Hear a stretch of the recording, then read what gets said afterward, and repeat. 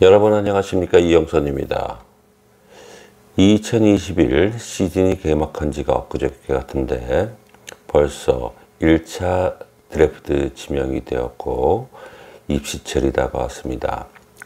오랫동안 갑자기 터진 코로나19 4단계로 인하여 대회 일정은 연기 또는 축소가 되었고 봉황기 대회는 불가피가 되었다는 점입니다. 그래서 많은 학부모님들은 간절한 시간이 연속이 되고 있습니다. 그래서 이에 저는 약간의 학부모님들과 학생 여러분들에게 도움을 주고자 입시 분석을 좀 해보았습니다. 2022 대학야구 입시 분석 변경된 사항을 좀 얘기 좀 해드리겠습니다. 첫째, 지난해와 대다수 대학들이 입시 요강이 변경이 되었습니다. 두 번째, 올해는 봉황기 야구대회가 개최 불투명으로 인하여 올 입시생들은 상대적으로 불리함에 처했습니다. 그 이유는 대다수의 대학들이 코로나 전의 요강으로 강화를 시켰다는 얘기죠. 세 번째, 지난해 대부분의 대학들은 코로나19 장기로 인하여 대다수의 대학들이 입시 요강을 좀 완화를 시켰습니다. 그래서 대부분 입시 분석가들은 얘기를 하는데 지난해와 올해와 분석의 차이점은 지난 걸 참고하기는 좀 어렵지 않나, 요강이 틀려졌기 때문이죠. 그런 내용들이 있다는 점입니다.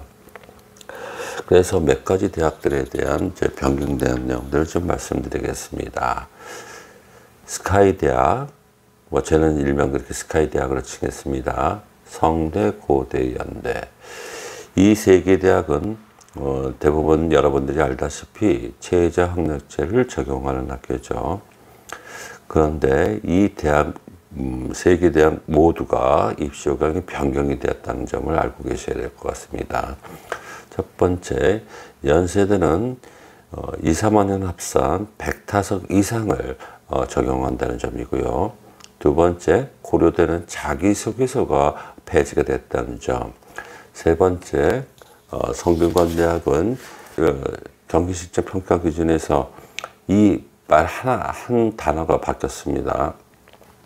평가 기준에서 다음 중 두 가지 이상을 충족한 자, 청소년 대표, 현 국가대표, 전국대회, 상을 수상한 자, 그 다음에 합계 이닝 출전 이상, 방어율 얼마 이상으로 되어 있었는데 올해는 두 가지가 아니라 한 가지 이상만 충족한 자로 좀 변경이 되어 있습니다. 그리고 3D 대학, 저는 이렇게 3D 대학으로 칭하겠습니다. 동국대, 동아대, 동의대. 동국대는 타석수, 인용수가 변경이 되었습니다. 동아대는 16강이 첨부가 되었고요. 동의대는 요강이 강화가 되었습니다. 그리고 경희대는 8강을 첨부시켰고요. 그리고 경남대는 채점 기준표 틀 자체가 모두 변경이 되었습니다. 그래서 대다수의 대학들은 요강을 보게 되면 특히 스카이 대학, 성대, 고대, 연대 같은 경우에는 요강을 보면 별로 틀려진 거 없다고 생각하는데 디테일에 들어가서 보게 되면 모두 변경이 되었다는 점을 꼭 인식하시기 바랍니다. 그리고요, 대부분들 부모님들 같은 경우 요강에서 지원에 대한 내용을 이렇게 보시는데 몇 타석 이상, 몇 이닝 이상 요게 합격선이라고 생각하는데 그건 지원 자격입니다. 이거는 요거는 이해를 해주시고요. 그리고 요강 자체를 이렇게 보시면 대부분 대학들 같은 경우는 채점표가 오픈된 있는 학교가 있고 요강에서 그다음에 간단한 그 내용들만 되어 있고 자체적인 채점표가 있는 내용들을 오픈하지 않았다는 내용들입니다.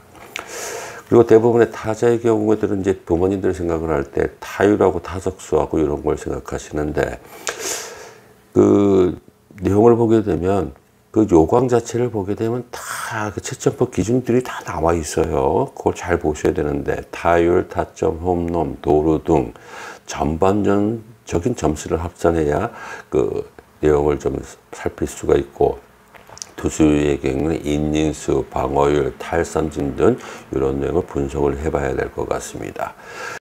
대부분 부모님들 같은 경우에는 요 기록에 대한 거를 이제 얘기를 하실 때 요 부분에 대해서만 만족하면 100%가 완전하면 이제 대학을 합격한다고 생각을 하는데, 대부분의 대학에서는요 그 요 내용들을 서류라고 합니다. 실적이라고 하는 표현을 하는 대학도 있고요. 요 내용을 100% 만족한다면 뭐 입시 평가하는데 뭐 문제가 없겠지만, 대다수의 대학들은 이제 연대, 고대 같은 경우에는, 고려대 같은 경우에는 그 이 점수 기록에 대한 내용들을 보게 되면 70%만 인정을 해주고요. 그 다음에 학생부 교과가 25%, 출결이 25%가 들어간다는 점이에요. 그 다음에 연세대학교 같은 경우는 학생부 교과가 20점이 들어간다는 얘기죠. 그러면 대부분은 연대, 고대 같은 경우에 서류평가에서 70%, 그 다음에 교과가 25%, 20% 이상이 들어간다는 점이죠. 그러면 여기서 내신에서 변경이 될 수 있다는 점이에요. 이건 참 아셔야 될 것 같고, 그리고 일부 대학에서는, 지방의 일부 대학 같은 경우에는 교과 과목을 30% 정도를 보는 학교가 있다는 점입니다. 그래서 여기서 이제 기준평가를 하시게 되면 대부분 부모님들 같은 경우, 아니 왜 내 아들이 그 3할 5%를 쳤는데 왜 3할한테 질 수가 있느냐, 뭐 이런 얘기들을 할 수 있어요. 그런 거 보면 그 내신에서 변할 수가 있다는 내용들입니다. 요 점은 꼭 인지를 하시고요. 그 다음에 내신에 대한 평가에 대한 내용들은 그 입시 요강을 보시게 되면요, 내신 평가하는 방법들이 있습니다. 그 다음에 또 한 가지를 또 살펴봐야 될 거는, 교과 과목을 볼 때 등급마다 차이점이 있는 학교들 그 분석을 하셔야 되는데, 등급마다 5점을 생각하는 데가 있고, 어느 대학에서 10점으로 채점을 하는 경우가 있습니다. 그 다음에 어느 대학은 기본 점수, 실적 점수를 인정을 해주고, 그 1등급하고 그 마지막 단계 40점밖에 차이가 안 나지만, 내신에서는 1등급에서 9등급까지 하게 되면요, 10점씩 나게 되면 1등급하고 9등급하고 90점이 난다는 점이에요. 요 점까지 또 생각을 해야 될 것 같습니다.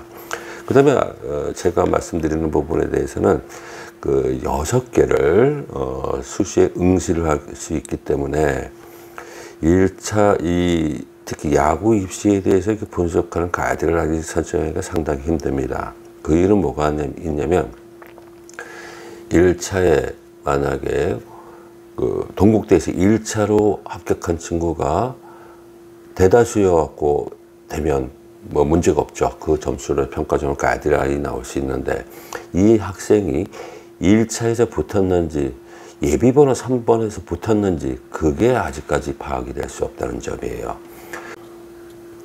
그인 왜 그럴까요? 대부분의 학부모님들은 이 아까 언급했던 스카이 대학을 지원을 원하죠. 합격을 원하는 거고요. 그런 학들이 뭐 12월쯤에 대별 일정 일괄적으로 발표를 하는데, 그때까지 발표를 하는 게 기준점이 돼야 되는데 12월 셋째 주에 발표되는 연대, 고대, 성대 합격 때까지 기다린다는 얘기죠. 그러면서 이동이 됩니다. 그리고 그래서 어느 대학은 1차 1번 애들이 좀 합격 우선 된 친구들이 됐으면 좋겠는데, 여기서 빠져나가는 친구들이 있어서 어느 대학들 같은 경우 예전 같은 예비 5번이 합격되는 경우가 있었어요. 그래서 기준점 마련이 하기가 좀 힘들다는 점입니다. 그리고 대부분 이제 지원을 할 때 채점표가 나오잖아요. 뭐 100점, 200점 하는데, 상당히 그레이드상에서 그 100점, 200점 같은 경우에 상당히 넘어가기가 상당히 힘들어요. 합격할 때는 소수점 이하 갖고도 합격하는 동점이 됐을 때는 그걸로 계산하기 때문에 그런 것도 한번 생각을 해보셔야 될 것 같습니다. 그리고 일부 학부모님들은 상을 받았는데, 전국대회 상을 받았는데 왜 합격할 때 떨어지느냐 이런 얘기를 하는데, 입시요강을 보면 그 전국대회 상 자체도 원하는 그 상들이 있어요. 뭐 최우수 선수상이라든가 뭐 이런 상들이 있어요. 그러니까 그런 내용들은 좀 보셔야 될 것 같습니다. 그래서 대부분 학부모님들이 이제 인식하셔야 될 거는 대부분 메이직 자체는 그 기록이 대부분 90% 이상은 차지 않고 60%에서 70%를 차지한다. 그 다음에 여기서 변수가 되는 거는 교과 점수에서 30%에서 20% 이렇게 해서 되고 있으니까 여기서 바뀔 수가 있다는 점들을 꼭 아셔야 될 것 같습니다. 그래서 대부분 입시에 대한 부분들, 이번 학부모님들 같은 경우는 자기 성적에 대한 내용들은 대부분 대한야구 소프트볼 협회의 기록을 보면 자기 랭킹을 보시는데 그 랭킹 같은 경우는 그냥 참고만 하시고요. 두 번째, 이제 두 번째, 여기서 변수가 되는 거는 내신에 대한 문제인데요. 교과 점수에 대한 문제인데 이 교과 점수에 산출하는 방법들은 대부분 학교 그 야구부장이나 선생님, 지도교사들한테 자문을 구하시고 그리고 그동안 프로를 기대했던 드래프트까지 기다리는 친구들이 많은 것 같아요. 근데 이게 뭐 꿈이죠. 우리 학생 선수들에게. 근데 올해 드래프트는 13일 날 이제 발표가 하잖아요. 근데 우리 입시 원서는 14일 날 마감을 합니다. 그 다음에 일부 대학에서 서류는 뭐 그 다음날까지 받아주는 학교가 있죠. 그러면 드래프트까지 기다리다가 떨어졌을 때 준비 안 했던 원서를 마구 넣다 보면 불행을 처할 수가 있잖아요. 그러면 한 가지 말씀드리는 거는 드래프트는 드래프트고 지금부터 서류를 준비하고 그 다음에 그 디테일한 것까지 분석하고 준비를 해놓고 마지막으로 드래프트 만약에 불합격이 된다 그러면 14일 마지막 원서를 지원할 수 있는 시간을 갖기를 바랍니다. 그리고 지금부터는 뭐 대부분 일선 학교에서는 수능 원서를 받습니다. 지원하라고 그러죠. 그래서 제가 말씀드리는 거는 부분은 그 최저학력제를 통과를 했더라도 수능에 지원하는 걸 좀 권유하고 싶습니다. 그 이유는 뭐가 있냐면 대다수의 학교들이 다 합격을 하면 모르겠지만 떨어질 확률이 많으니까 정시에도 대비할 수 있는 거를 좀 생각하기도 바랍니다. 그 다음에 대부분 학부모님들이 이해를 좀 간과하시는 부분이 있는데 6개의 대학이라고 생각을 하세요. 근데 수시버스 6개 대학이 아니라 계열별입니다.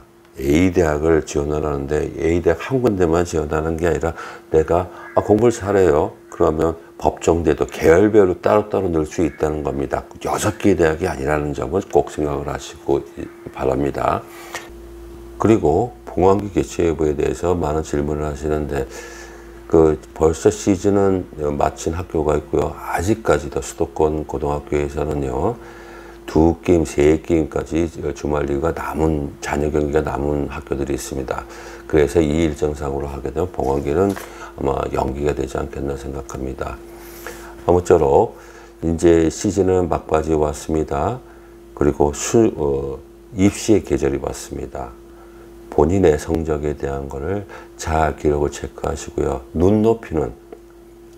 현실의 눈높이를 맞추시고요. 그 다음에 성적, 아이들의 성적이란 우리 애들 기록이죠. 기록이 좋다 한다 하더라도 교과 성적에서 뒤집힐 수 있다는 점을 꼭 생각하시기 바랍니다. 이영선의 성동원도였습니다. 시청해 주셔서 감사합니다.